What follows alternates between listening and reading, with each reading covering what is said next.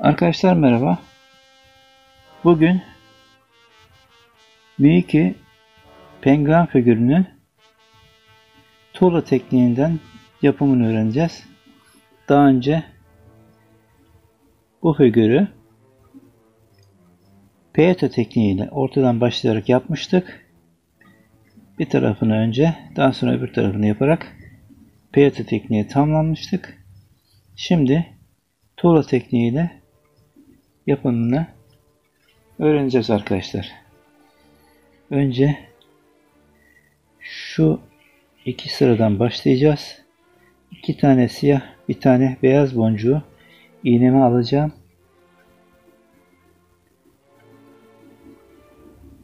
Bu 3 boncuğu misinin ortalarına doğru götürerek bir düğüm atıyorum.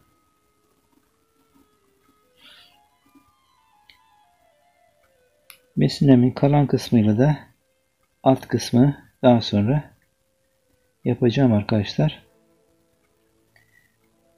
Burada 2 tane beyaz ve siyah boncuğu yan yana getirip birbirinin yanına oturtmak lazım. İçlerinden dolaştırarak sıkılaştırıyorum.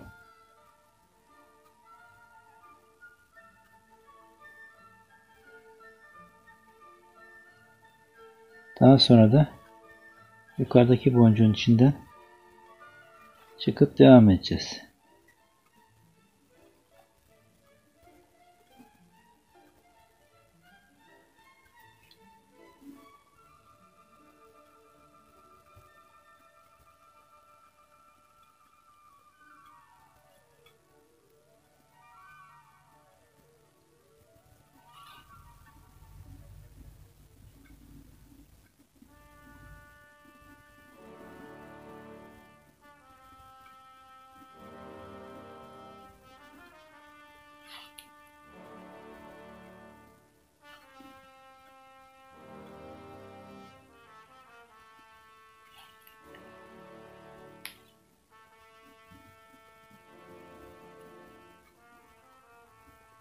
Şimdi bunun yanına bir beyaz boncuk alarak devam ediyorum.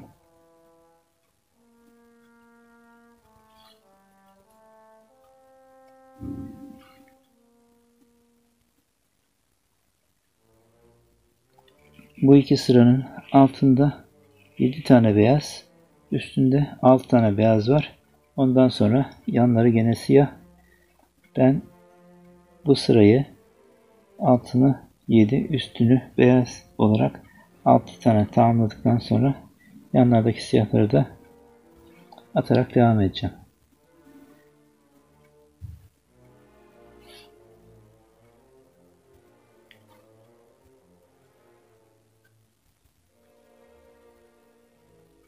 Boncukları birbirine sıkı sıkıya oturacak şekilde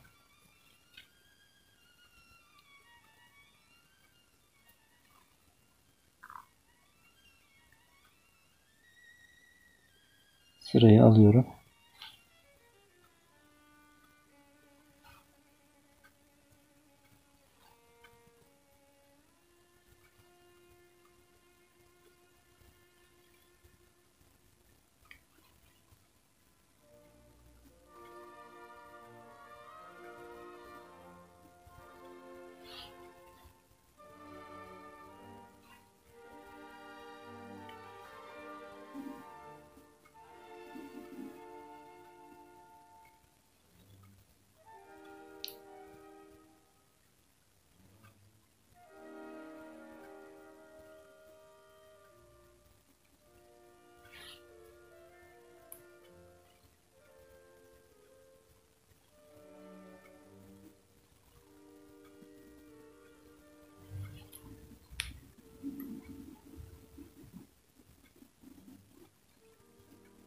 Bir, iki, üç, dört, beş, altı oldu. Şimdi birer boncuk daha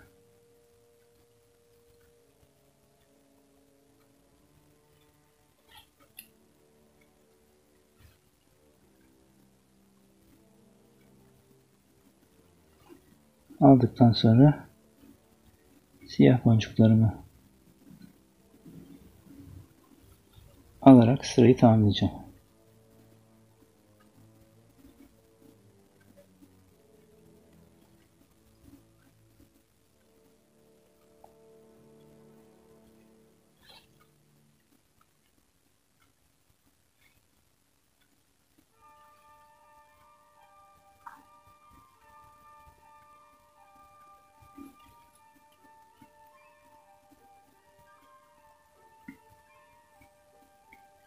Sırayı tamamladık. İçinden bir kez daha geçerek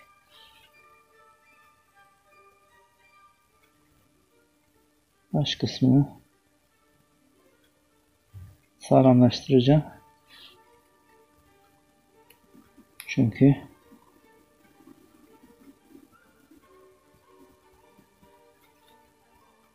ilk boncukları buraya takacağım için buranın daha sağlam olmasını istiyorum.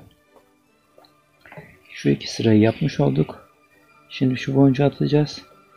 Burada iki boncuk birden alacağım. Çünkü bir tane arttırarak başlayacağız. Bir siyah, bir beyaz boncuk alıyorum. Daha önce birkaç kez tuğla tekniğinden şeyler yapmıştık. Yandaki ipin bizde misinenin içinden geçip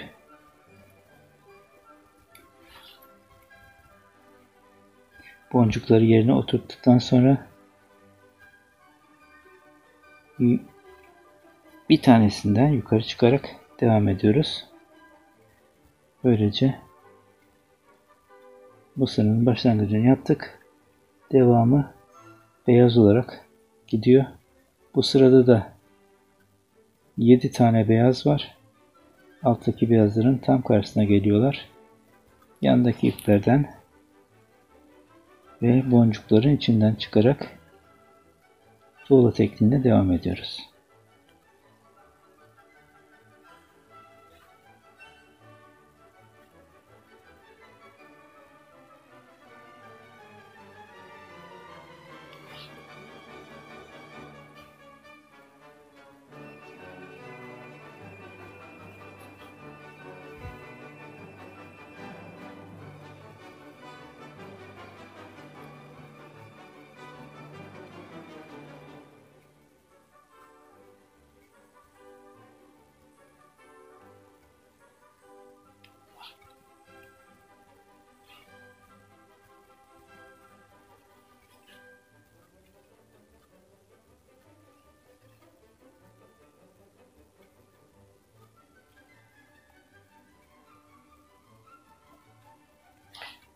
Arkadaşlar tuğla tekniğinde deseni takip etmek çok kolay.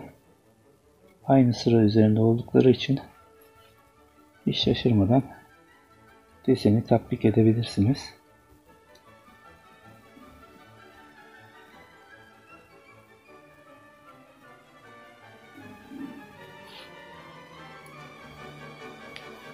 Şimdi bundan sonra bir beyazımız ve siyahımız var.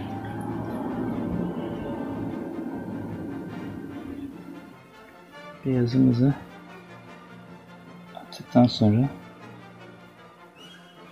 siyah için ipi takacak yer kalmadığını göreceksiniz.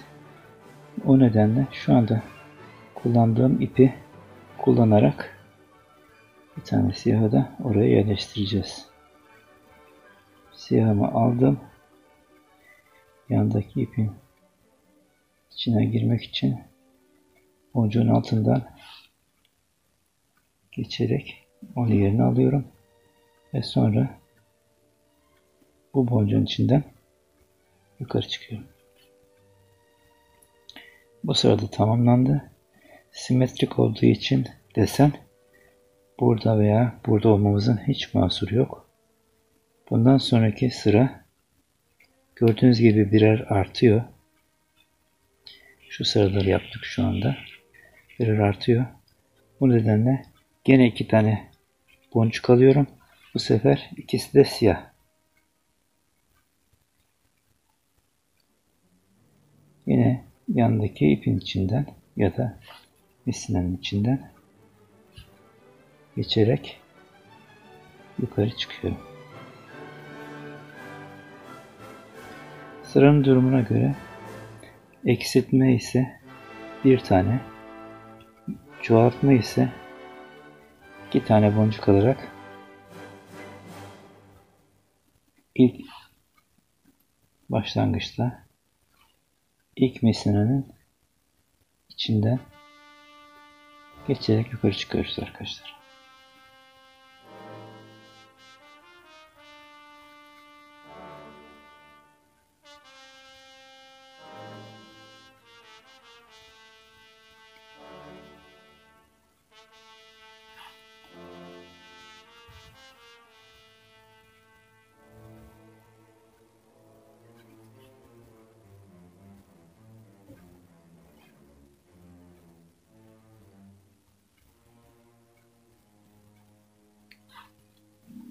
Dolo tekniği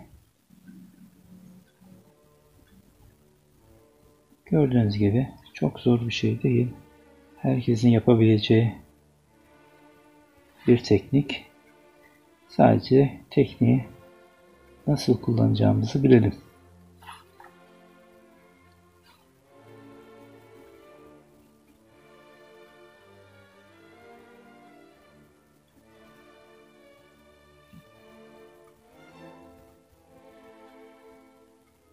Boncuklar yerine oturdukça figür ortaya çıkıyor.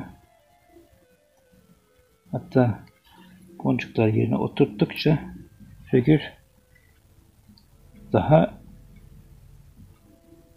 olgunlaşıyor. Daha güzel bir şekilde ortaya çıkıyor.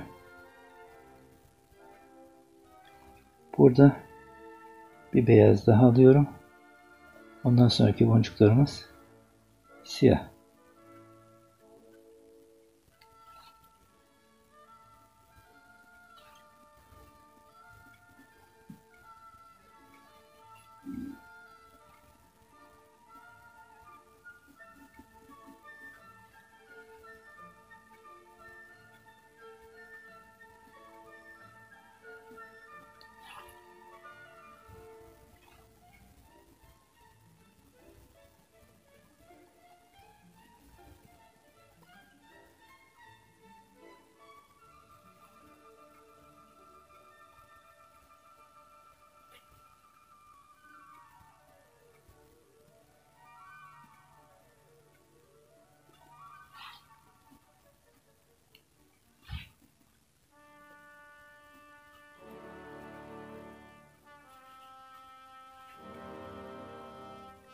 Şimdiki sıra arkadaşlar bir tane eksilerek başlayacak.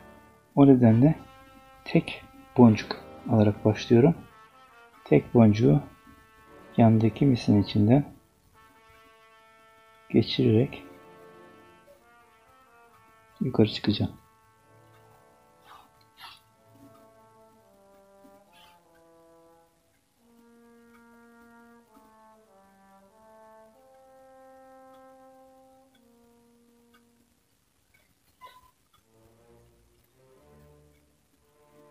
Bu boncuğu da yerine oturttuk. 2 tane siyah varmış yan yana.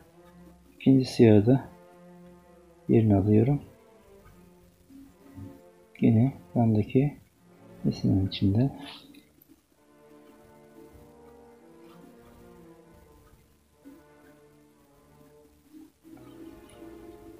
yukarı çıktım. Şimdi arkadaşlar bu sırada 2, 4, 5 tane beyaz var. O beyazları attıktan sonra yine 2 tane siyahla devam edeceğiz.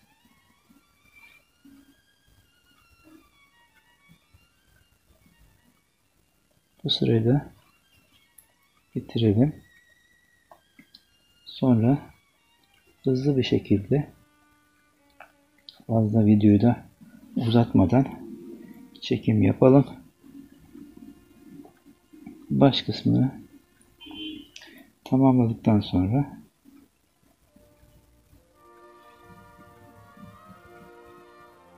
ayak kısmına geçeceğiz.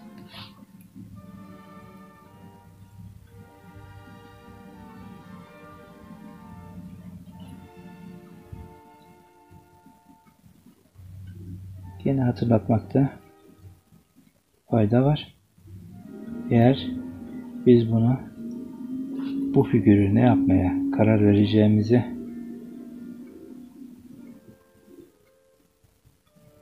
düşünüyorsak ona göre bu figüre bir kulp da takmamız gerekiyor. Eğer kolye yapmayı planlayacaksak yukarıya, buradaki figürlerde gördüğünüz gibi yukarıya bir kulp yapacağız. Yok, eğer bileklik olarak kullanmayı düşüneceksek yan taraflara yine 4-5 tane boncuktan bir kulp takacağız. O kulpları da zincir ya da paraşüt ipi takarak bileklik haline getireceğiz arkadaşlar. Bu sırayı da tamamladım. Bu boncukla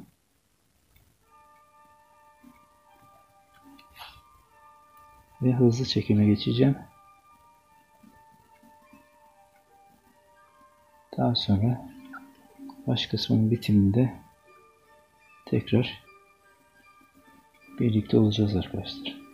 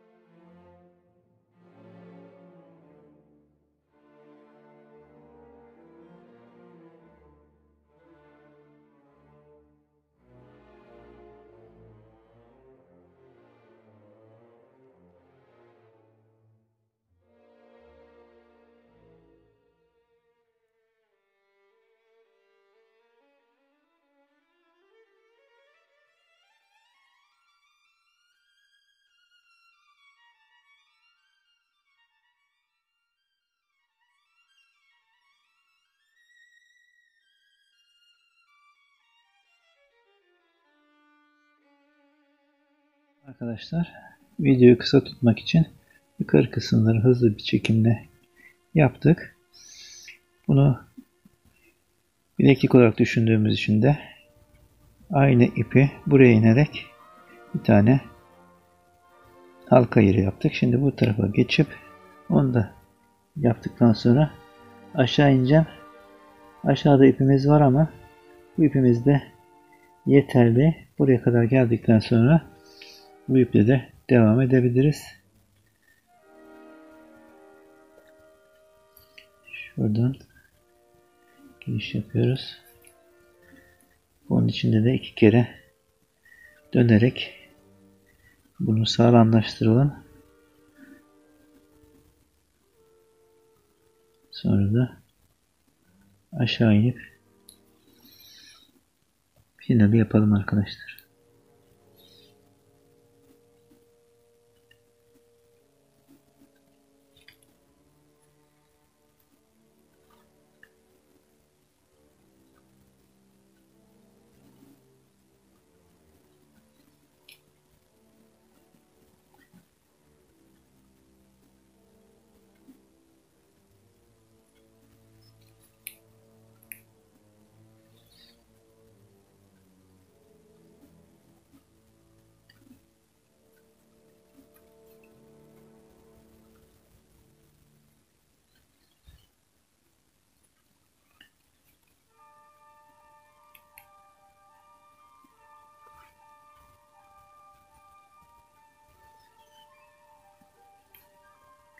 En baştaki boncuğun içinden devam ediyorum.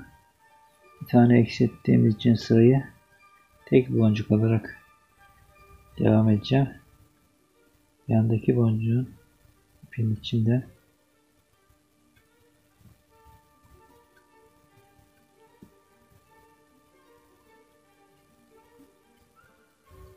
çıkıyorum. Aynı boncuğun içinden geri dönerek sıraya devam ediyorum. Bundan sonra sırada beyazlar var.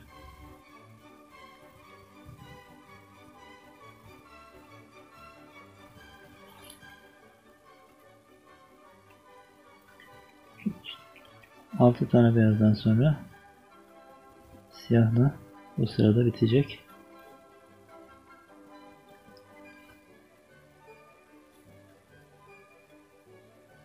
İkincisini taktım. Üçüncüsünü yerine yerleştiriyorum.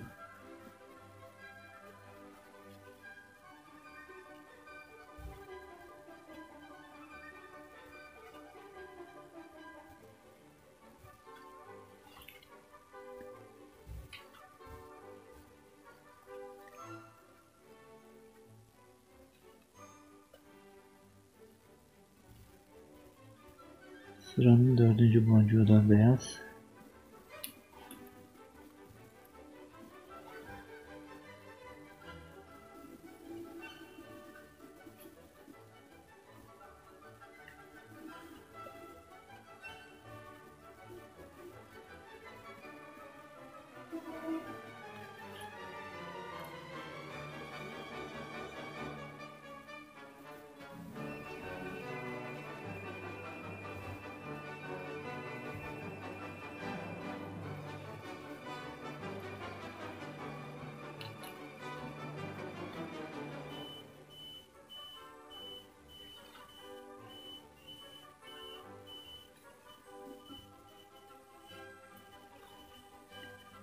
Siyah boncuğumuza geldik. Buradaki ipi daha sonra yürüterek kaybedeceğim.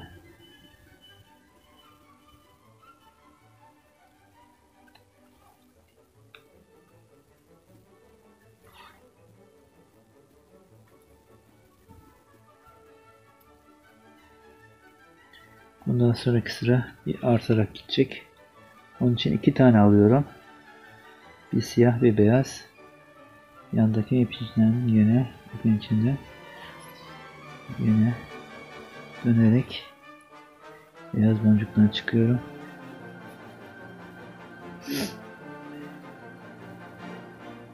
Beyaz boncukla devam edeceğim.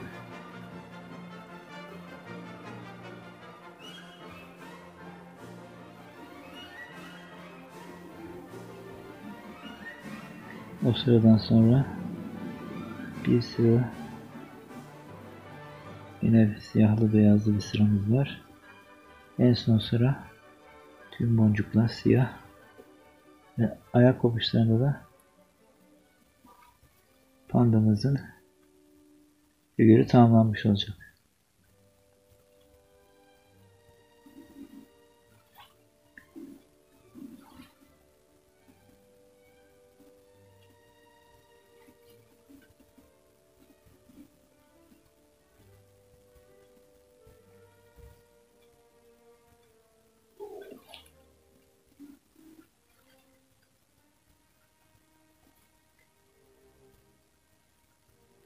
Bu teknikte de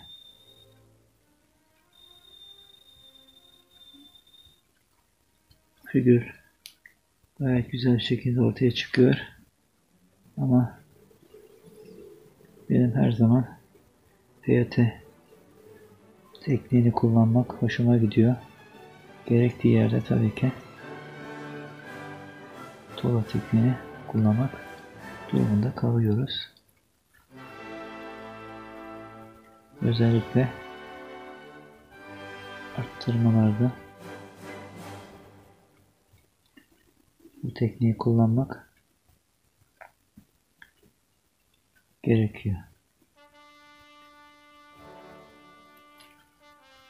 Bu sırayı da tamamlıyoruz.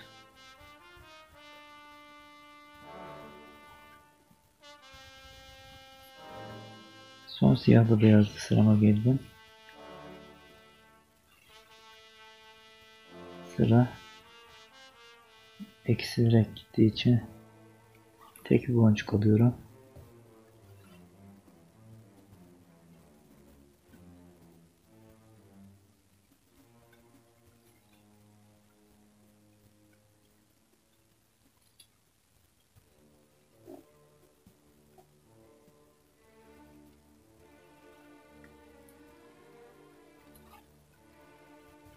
Bu sırada yine 6 tane beyaz var.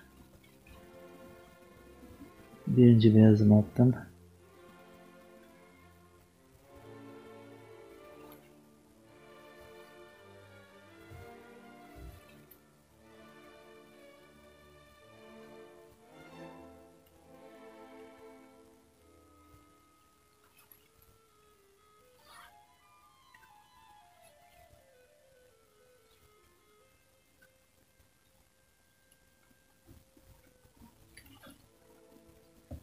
Gördüğünüz gibi arkadaşlar, tuğla tekniği çok zor bir metot değil.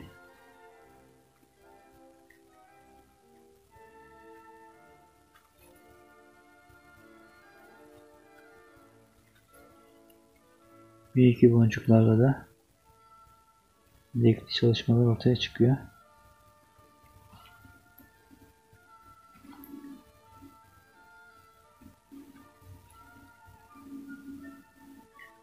Siyah boncukla bu sırayı bitiriyorum.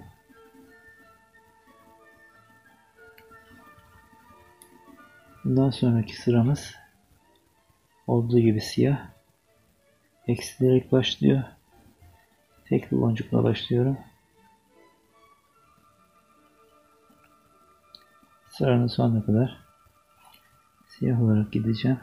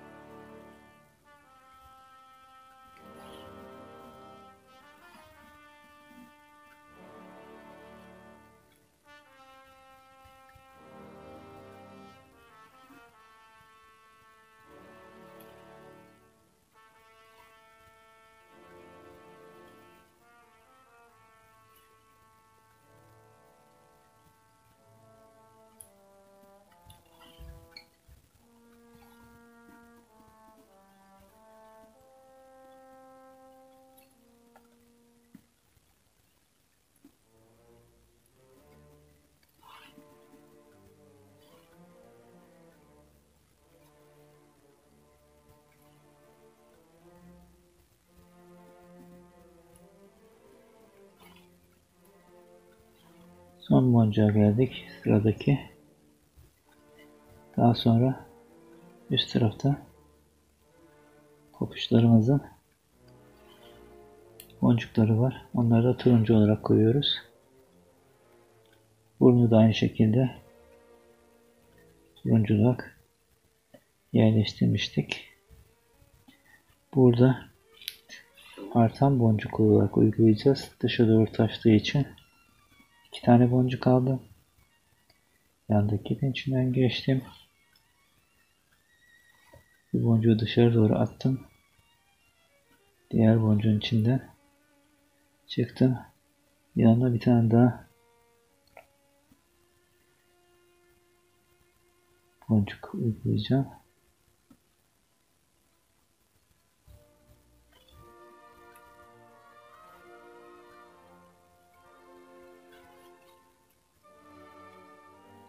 Bu boncukların içinden inerek aşağı iniyorum. Öbür kenara, öbür tarafa gidip ayak kısmının diğer boncuklarını yapmak için.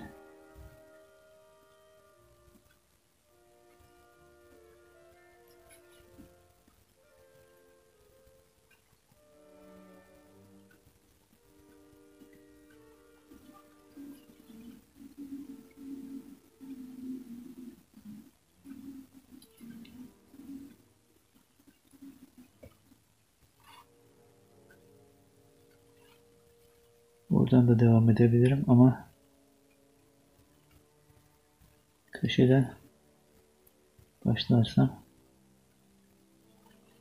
2 tane arttırarak bitirebilirim. 2 boncuk aldım. Yandaki misina ipinin içinden çıktım. Yerine oturttuktan sonra boncuğun içinden çıktım. Tekrar bir tane daha alıyorum. Onu da tuğla tekniğiyle yerine oturttuktan sonra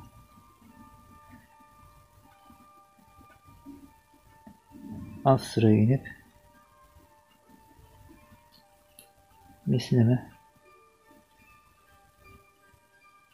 düğüm atacağım. Yalnız buradaki boncuğun içinden bir kez daha geçeyim.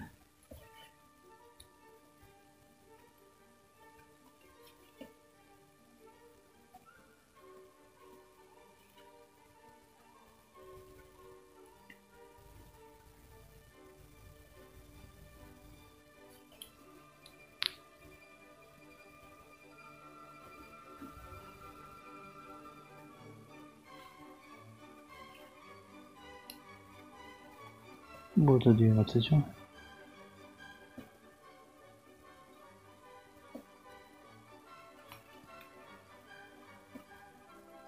Sonra boncukların içinden ilerleyerek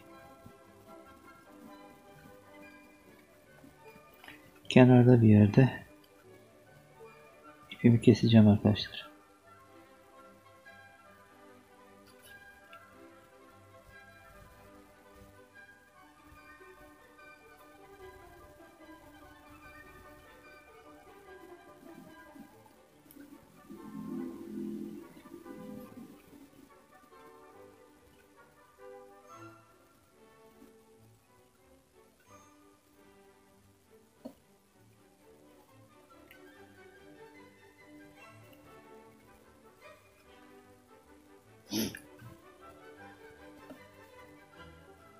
Bunu burada kestim.